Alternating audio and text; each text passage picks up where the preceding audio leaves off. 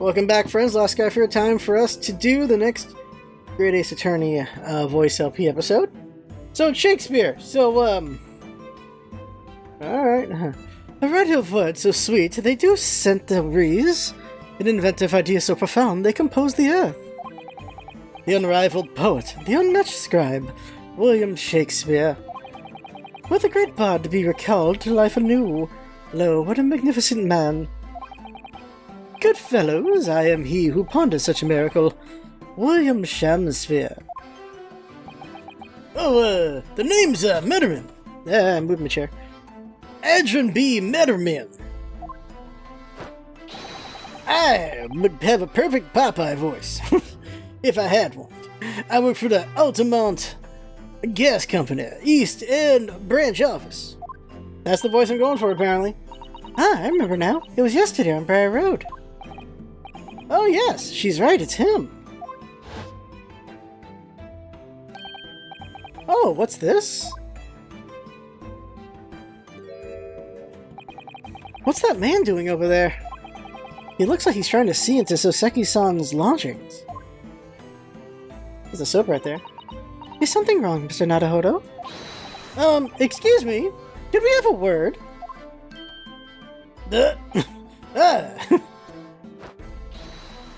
Weird pose and run. It worked. They were baffled. Yes, we spotted him outside Mr. Garrett's house that morning. And he's a gas company employee. What does he have to do with this case? So, Mr. William Shakespeare, you're the victim in this miserable affair, correct? Oh heaven, oh hell, do you command me to remember? That sweet poison that didst cross me and cross mine innocent lips? Oh, what was the voice again? I subpoenaed him for the trial, with his doctor's permission, naturally. Hearing the testimony of the aggrieved will remove any doubt from the jurors' minds, I'm sure. Behold, you have only to rearrange the letters of my name to see that me is a seraph, an angel indeed. Thus be I noble of mind, sweet of nature, and verily honest of heart, as all heavenly angels be. Because there isn't a less contrived meaning in your name. No, not at all. The jurors seem to be very moved by this man, I'm afraid. Really? They're actually taking this seraph anagram idea seriously? Ah, balls. Thank you, witnesses, for your illuminating introduction. But, my lord, what's the man next to Mr. Shakespeare doing here? The gas man, I mean. Well now, allow me to enlighten my learned friend. Recall, I presume, your earlier impertinence? When you suggested that the victim had another visitor to his room on the night in question? And moreover, that the victim is a compulsive liar. What? No, I didn't quite say that. This young chin-stroker is here to controvert your wild claims. Conclusively. Is that not so, Mr. Metterman? Hang on, no, I'm just here. Oh crap, that voice might be like that other guy now I think about it. Let's see if I can make it differentiated enough. I hereby call for your formal testimonies. You will tell the court as lucidly as possible what happened on the night in question. One may smile and be a villain. Yes, it doth pain me, but let the truth be spoken. The truth of that wintry night of my discontent. Here we go. Witness testimony. The wintry night of my discontent. The snow lay about. My neighbour did cometh in the evening, bearing a gift of tea. But marry, bitter was his drink, and when he left, I did fall prostrate on my table. 'Twas the tea alone did pass my lips that late hour. Naught else. I was outside this bloke's window in the freezing cold all night, keeping an eye on his room. No one else visited his room but that short little round-backed Eastern fella.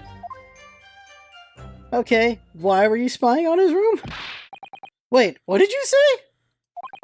You were keeping an eye on Mr. Shamsphere's room all night? That was right. Of course the bloke's window is all but blocked up, isn't it? But there's a little gap in the bricks where you can see into the room. So I spent the night trying to keep my teeth from chattering as I peer in through that. The question is, why? Well now, that's because he's on my list. What a piece of work is a man! Wherefore wouldst thou not stand wonderment? What are you talking about? This buzzin' busybody hath not part in this play. I pray thee pay him no heed. Make no more ado about his tedious words. What'd you say about me? Calm yourself. This court is concerned with what happened on the night in question. Nothing more. Indeed, that is so. And, as the testimony we have just heard clearly reveals, there was no other than the accused present at the time who could have carried out this crime. Huh? Robber. Well, I believe this may be the final testimony of the trial. Way too early for that. Now, counsel, the defense may proceed with the cross-examination. Yes, my lord. The wintry night of my discontent. The snow... I already read all this. What am I doing? Okay. Press. Hold it! Impress.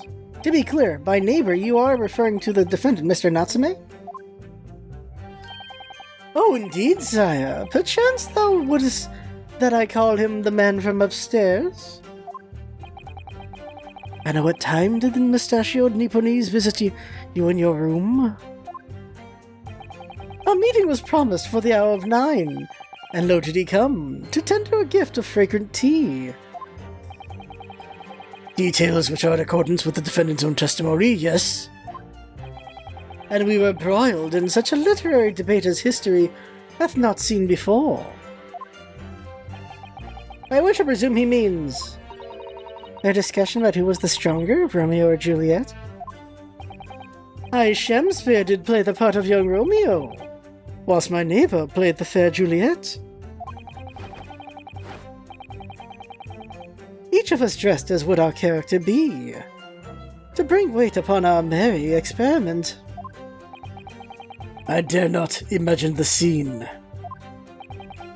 Frailty, thy name is woman. Canst thou imagine how dismayed I was? Yes, I had heard of the Eastern art of jujitsu, but ne'er did I dream 'twould be a skill practiced by the comely maiden. Juliet beat Romeo up? That is not helping our case. I believe the court has heard enough about your earth-shattering literary debate. Perhaps you could reiterate your statement about the tea that the accused brought to your room? My liege, I am thy servant. Gladly I would do thy bidding. Hold it! Let me stop you there. Mr. Natsume left your room at 11 o'clock, but it wasn't until after 2 that the poison made you collapse. That amounts to more than 3 hours of missing time. If the defendant had really put the poison into your tea, that 3-hour window of time is something you're going to have to explain. Gladly. 'Tis an easy task. What? I did drink of the tea, not while my guest did us tarry, but after he took leave of me. Faith, 'twas stone cold, but at 1 hour past midnight, verily were my lips parched. Objection! That doesn't sound normal. Oh my god, that's not a good objection. Nay, 'tis quite ordinary, sire. After all, thou wouldst call our fiery debate. Amid such argument, there'd be no time for fiery tea. Romeo and Juliet again, and who was stronger? Mr. Shamspeare, in summary, allow me to confirm. Did you not come here with the intention of naming your attacker? But of course, my liege. 'Twas the stooped lover of words did attempt to shuffle me off this mortal coil. Ugh, we all know what that means.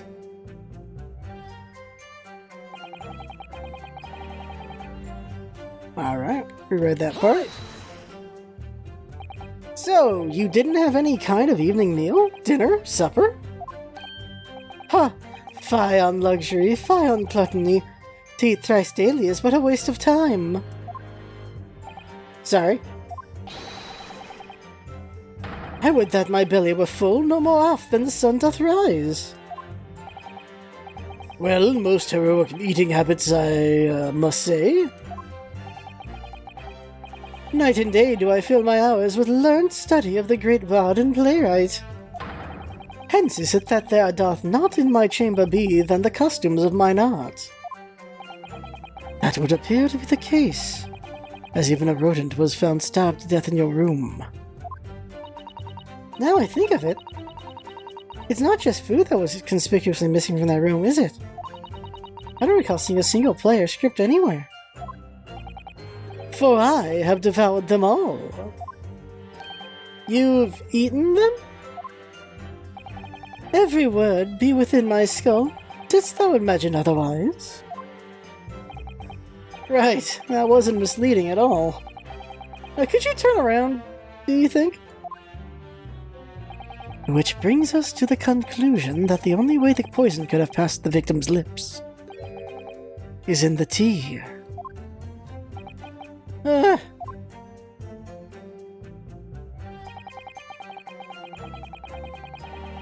It's a weird-ass giant chin. But the windows of the house have been filled in. Historical artifact of the now-defunct window tax. Yeah, you're right there. All bricked up horribly. But as it happens, there's a little part of the brickwork at the bottom corner that's been opened up. I was looking through that gap. Yes, there were a few bricks loose, weren't there? And for some strange reason, a couple of bars of soap lined up on the ledge outside as well. I don't like going around poking my chin in other people's business, especially on freezing cold nights. But these are my orders, so that's what I keep doing. As long as there's breath in my body. Okay. What's with all the theatricals today? Out of the interest of Mr. Meademan, after the accused had left and returned to his lodgings, did you see the victim leave the room at all? No, he never left. He was in that room the whole time, as far as I'm concerned. And we can therefore discount the possibility of suicide. How can you be sure of that? The police carried out a thorough investigation of the scene and found the receptacle for the poison. And since we know the victim didn't leave his room, and hence didn't dispose of the poison's container himself, it's clear that this was no attempted suicide. Only the culprit could have removed the receptacle. Ah, yes. Lucidly explained, Counsel. Thank you. It really was. You can't argue with the logic.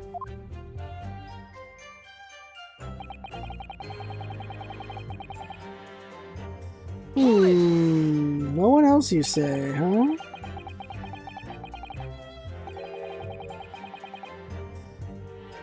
You say around did back Eastern fella, so you can't be sure it was the defendant then. Objection! How many other short round backed Nipponese with a mustache do you think there are in London? Well, of course, it's only a narrow gap and it was quite dark, so I didn't notice the mustache. But he showed up at around 9, so I'm pretty sure of myself. And when the person you saw arrived, did he and Mr. Shansford drink tea together? Nah, sorry. I couldn't say. Why not?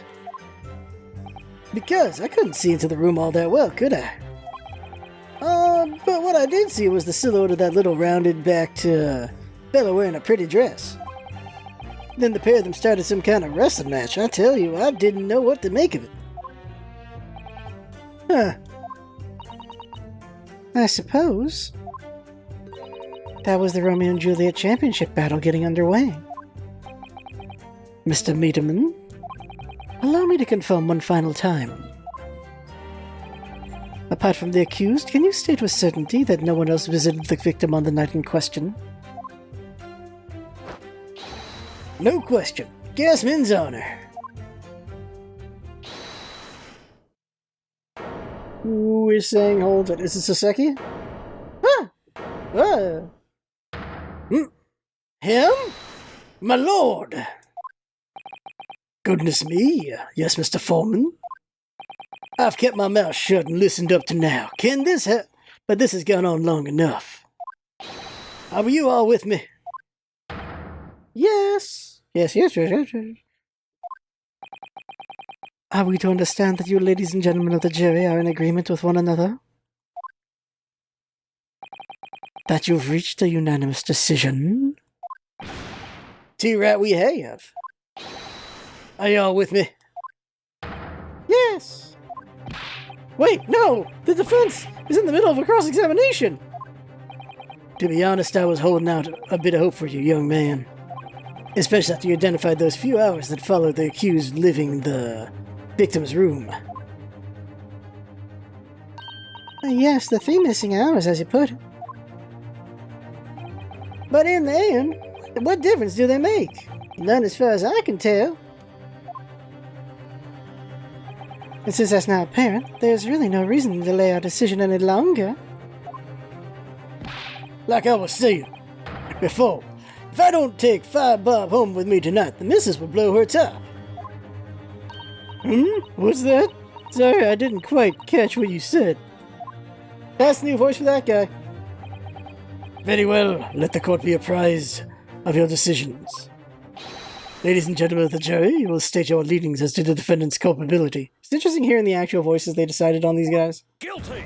That one works. Guilty. Yeah? Guilty. Sure. Guilty. Not so much. Guilty. Not at all. Guilty. Totally. That man's got a smoker's voice for sure. Oh no! All of you? Well, it would appear that the jury is indeed unanimous. Does this man ever drink? I forget if I've ever seen him drink a wine or not. Or is that illegal to show alcohol consumption? So, this time at least, it seems justice will be done. All's well that ends well, as they say. This calls for a toast, I feel. To the guilty being punished. Oh, he has drunk once. I remember him drinking one time. Now it's time for the summation examination. Get up, Miss Naruhodo, please! The trial isn't over yet. What do you mean, Miss Sasato? What about the information I found in this Encyclopedia of British Law I have? That obscure right that belongs to the defense in these situations. Remember? This is our 3rd trial now, then, officially? 3rd case? 2nd case. 3rd case. This is our 3rd case officially. Huh. A summation examination. Yes, that's right. We don't have a jury in Japanese courts, of course. But here in a British court of law, if we can reverse the decisions of a majority of the jurors, we can force the trial to continue. This trial can't end now. Whatever it takes, I just can't let that happen. The defense moves to invoke its right to a summation examination, my lord. Why am I not surprised at my learned Nipponese friend's inability to admit defeat? You choose to cling desperately to some archaic rule you barely comprehend, instead of accepting the truth. Yeah, well, because, someone actually cares about this crap? Certainly no other defense counselor in recent times has exercised the right to a submission examination. Because they all know that once the jury's mind is set, it cannot be altered. Nevertheless, the right remains and must be upheld. The defense counsel's request is granted. This court will proceed with a submission examination, as outlined in the Encyclopedia of British Law. Thank you, my lord. Are you and your fellows prepared, Mr. Foreman? Believe me, my lord, we all know about this young lad's tenacity.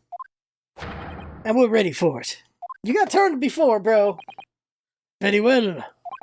In that case, ladies and gentlemen of the jury, I hereby call upon you, each of you, to state the grounds upon which you find the defendant guilty of the crime for which he stands accused.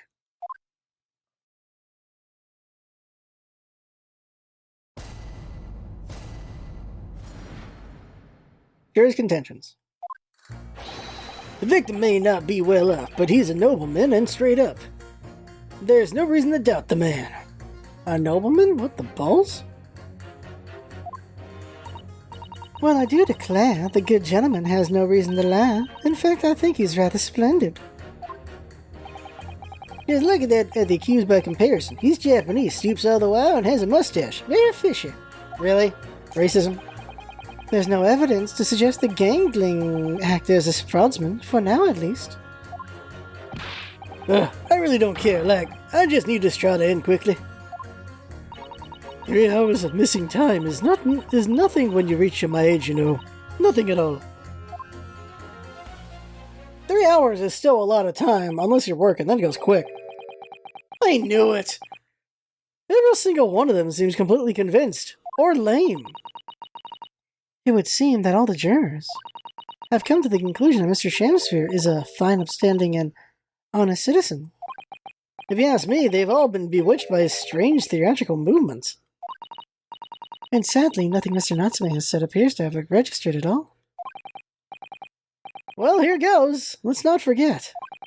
I've pleaded with the jury on Saseki-san's behalf before, and it worked. So you never know! Before we begin, it might be an idea for me to remind you exactly how summation examination works, Mr. Naruhodo. Oh! Well, you're still very new to British law, after all.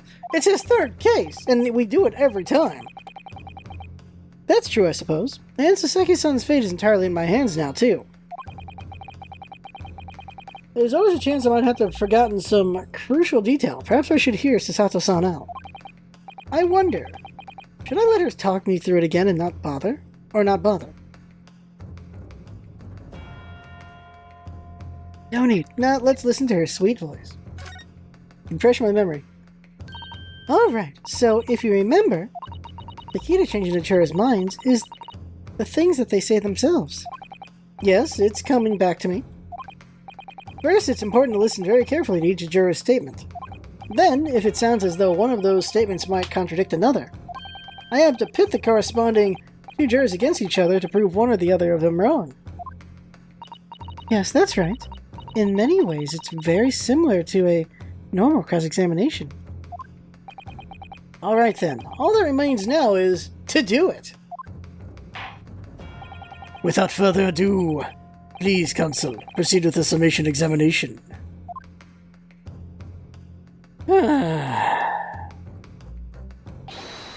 Yes, my lord.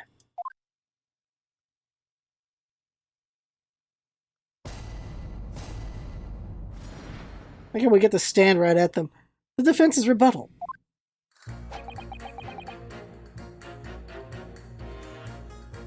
Why is he a nobleman? Hold it! Well, there are plenty of people in London who seem noble but poor. Couldn't some of them also be liars? I've no doubt about it. Like that shaky client of yours, for example. Absolutely not. Mr. Natsume is no liar. Look, the point is, the only thing that passed the victim's lips that night was that Japanese man's tea. When you take the gas man's testimony into account as well, The truth couldn't be any clearer. Huh, well, that's alarmingly logical. But let me be frank here, I'm a gentleman with a gentleman's values. If it turns out that the old Shakespearean chum is a rotten liar after all, I'd gladly change my decision about the defendant. And I'm sure my fellow gentlemen on the jury would do the same. Isn't that right? Well, yeah, perhaps, though I don't see it happening. Eh? What's that? Elderly gent on the end here, you know? You'll have to speak up. Look, I really don't care about all this nonsense. I just need this trial to be over. How many gentlemen do we actually have on the jury, then? Alright, sir. I may hold you to that. Don't forget what you said. Huh. I do declare. Wait, did they say anything new? Oh, if you show me the victim's allowed to reconsider my position. Okay. Well, I do declare the good gentleman has no reason to lie. Straight up, just let them go. Car. Are you saying you believe the man to be trustworthy because he's rather splendid? No, that's not what I said. The point is, the man is the victim here. What reason would he have to lie? And yes, he is rather splendid. So you say, yet again. Meanwhile, the man who stands accused behaves so suspiciously. It's exhausting to look at him. I'm afraid he's not splendid at all. Splendid logic there, madam. Thank you so much. Go back a second, see if anything new there. No, nothing new, okay. Hold it! Racism! No. Not one of those things is a reason to find the man guilty.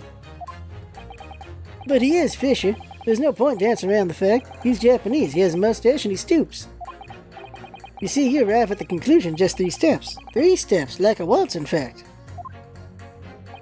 You know, the more I think about it, the more this trial seems like a dance. The more I want to slap this guy. You seem to be several steps ahead of yourself, though, and you're on the wrong foot. No! There's nothing but circumstantial evidence here. There's no actual proof of the defendant's guilt. But the victim's version of events is backed up by what the big chin man next to him says, isn't it? 1, he saw the Japanese man there. 2, he saw no one else. And 3, he saw the Japanese man there. Oh, that's another 3 steps. All this really does seem more and more like a waltz, doesn't it? Right, and the prosecution will waltz its way to victory if I let you speak much more. I object on the fact this man's a dink. By the fact this man's a dink. Hold it! Let's see here. A fraudsman? What do you mean by that, madam?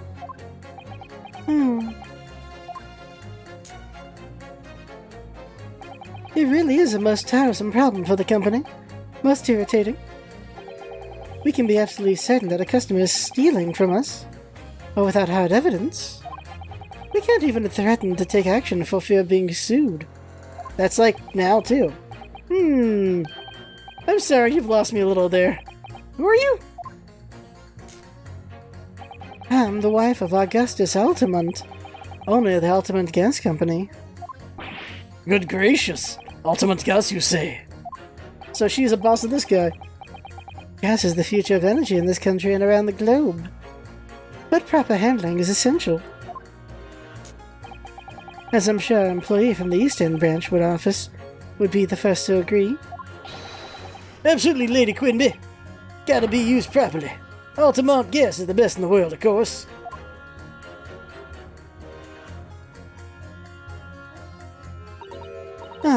I think we may have solved the mystery of the bow from earlier, Mr. Naruto. Right, he bowed in deference to his employer's wife, did he?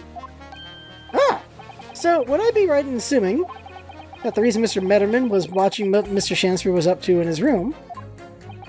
I'm afraid that there's no end to the lengths the population of the East End will go in order to steal our gas. So I really have no choice when the company identifies somebody as a possible fraudsman. I dispatch a worker to watch the suspect day and night. We're very thorough in our investigations.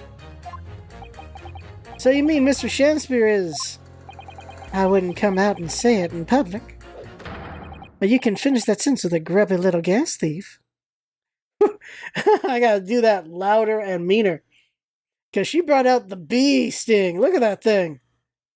I wouldn't come out and say it in public, but you can finish that sentence with a grab a little gas thief. You have noticed the public gallery in here? You have noticed the public gallery in here, have you? The eye of man hath not heard. The ear of man hath not seen. Faith, wouldst thou wound me with thy words, why, to let them penetrate the skin? But seraphs hear not insults, only choirs of angels in song. We may not have evidence yet, but my workers won't stop buzzing around you until you find it. And when they do, you'll find yourself blasted back to your angelic heights in an automated gas explosion. So Mr. Shakespeare has been stealing gas. I wonder, juror number 4, if you wouldn't mind adding that number and that information to your statement. My pleasure. Was it the bit about ripping that thief apart you enjoyed? A little before that part about abject violence, if it's not too much trouble. Yes, of course. Making them both kind of subtle. This could be it. This could shift the balance. Yeah, that one's good. 4 and 1 together. The victim's put on a fine performance, but in reality, he's a common thief of my company's gas. What? Okay, I've gotten further with that voice all of a sudden. Alright, next guy. But we know to pit her with against 1. I really don't care. Like, I just need this trial in quickly. Hold it! It never does, bro. You keep talking about needing to take home some money. What's that all about, sir? Finish less. That's what it's about. What's that? Talking about the Derby at Hyde Park. Oh, no. It was the Queen's Cup last week, wasn't it? Derby? It was a dead cert, that's the thing. I couldn't lose. So I took my wife's secret savings, like. But then that hopeless old mare went and did the unthinkable. I lost my Mr. T voice. Hold on. But then that hopeless old mare went and did the unthinkable. That stupid finish, lass. Pity the fool. That's I just gotta say that and get it. Oh, my worst impression is Mr. T, isn't it? But I want to do it anyway. Oh dear, I think it's clear what happened, isn't it? This is the day the missus used her savings for a trip down the pub. Oh, come on. Let this business lie down now. Just give it up. No, that's not going to happen. Oh, come on. Press. What do you really mean by that, sir? Well, I'm not one to boast, but I get up at 5 every morning, I do. At 5? You're a really early riser then, aren't you? What's that now? I said you're an early riser. Oh, well, I wouldn't say that. I mean, I like to while away in the hours in the evening reading books as well. But by about 2 in the morning, I'm usually too tired to go on. He sleeps at 2 in the morning and gets up at 5. Oh my, that means he only has 3 hours of sleep each night. What's that, dear? Only 3 hours of sleep each night! That's right. You see, 3 hours of missing time, like I said, that's not much, is it? This really isn't helping. Old man! The key to summation examination is identifying contradictions between jurors' statements, Mr. Naruto. Right, once I've found 2 jurors whose statements can't coexist, I need to pit these jurors against each other. And hopefully, when they see what they're saying doesn't make sense, they'll change their leaning. Yes, and if you're able to change the minds of a majority of the jurors, the trial will continue. But conversely, if you're unable to do that, the judge will declare the trial over and move to adjudication. And I can't let that happen! Somehow or other, I have to turn this trial around! Time to pit!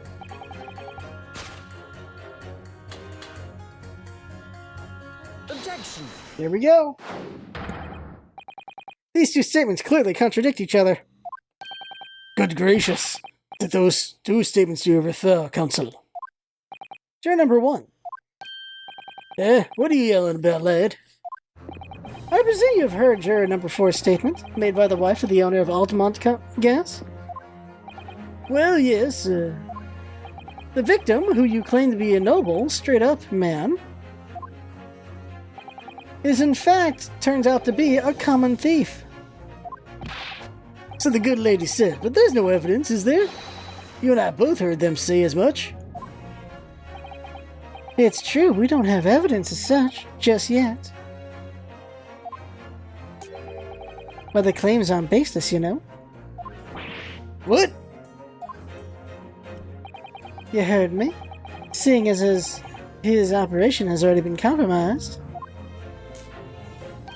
I would suggest that the court hears testimony from our East End branch office employee over there. I'll do whatever you say, my lady. Gasman's honor.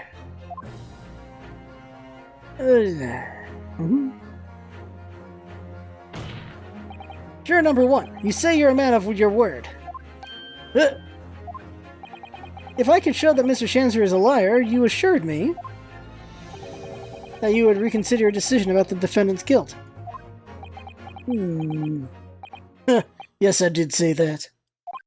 And as a man of honor, I'll hold it to it. And as I'm sure the other gentlemen of the jury will. Me? Oh, well, yes. Now that we found out the man's a liar, perhaps we ought to consider the matter further. Well, if I'm perfectly honest, I haven't heard half of what you've all been saying. So if this means you'll recap a few points, that would suit me down to the ground. Oh no, I'm not having any part of this. I want this trial over and done with.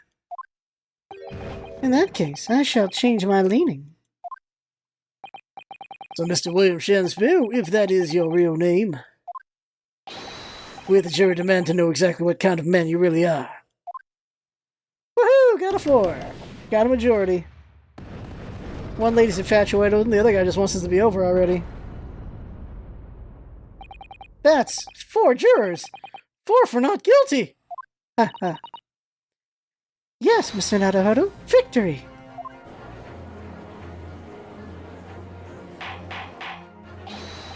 Order, order! Well, this is quite extraordinary, I must say. As a result of the defense's summation examination, the jury's leading has changed. Now only 2 jurors say guilty, whilst 4 say not guilty. I therefore declare this court to be in the state of disaccord, and order the trial to continue. Yeah, rub, rub, rub, rub, rub.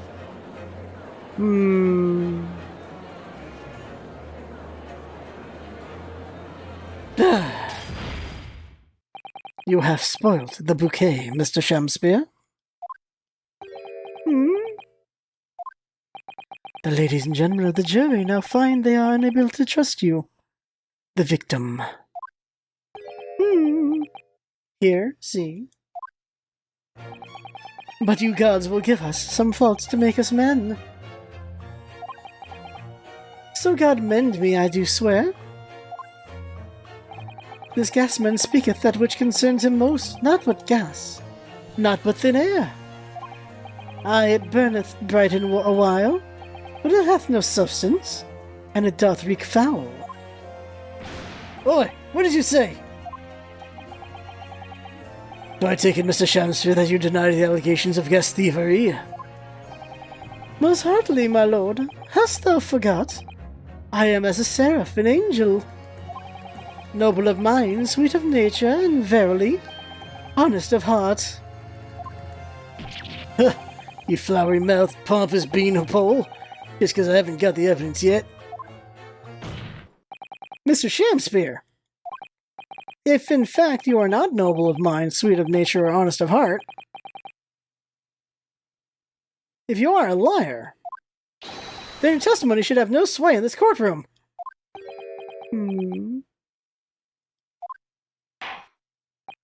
It is my considered opinion that at the present time no other possible culprit of this crime has been identified. All testimony heard by the court thus far heavily implicates the defendant. In short, it would not be unreasonable at this stage for me to rule on the case. What? Oh no. However, in light of the fact that the jury has expressed concern about the fidelity of this witness, I believe it would be inappropriate for this court not to pursue the point further. Objection!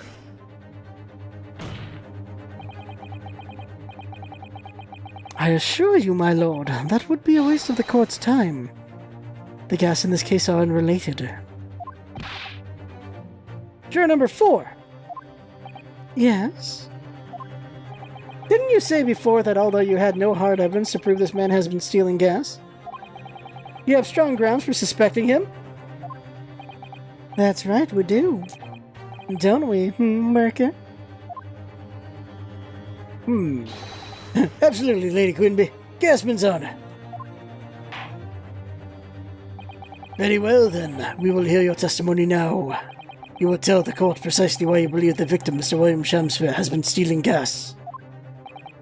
Yes, my lord, it'll be my pleasure. On the Altamont gas, I swear. Yes, name, I swear. If I may, my lord. Go ahead, madam. This worker's testimony may have a significant bearing on the good name of my husband's company. Therefore, I should like to take the stand alongside him in a supervisory role, if you wouldn't mind. Oh yeah, sweet as honey. Yeah. Very well, this is weird. As an exception, I shall honor your request. Oh, she did a little curtsy. Thank you, my lord. You wait till the boss gives you an earful. Oh, it's gonna sting, you mark my words. So, you will both testify before the court on the subject of the illegal consumption of the Altamont Gas Company's fuel. Yes. Is that clear, my good man? Clear as ultimate gas, my lady. Which is the clearest in the world. Now. Do you think the gas has gone to his head, Mr. Sato?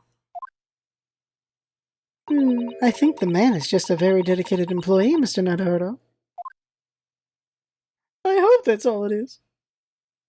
Hello, madam. Damn. The Altamont Gas Company's investigation. This lady is dapper. I don't even know if that's the right word for ladies, but that is a nice looking lady.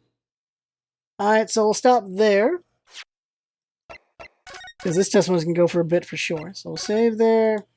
So that right there is the game for now. I have fun. Hope you have fun watching. That's what's all about it. Having fun. Thanks for coming by, and see you next time. Ooh, my throat is scratched.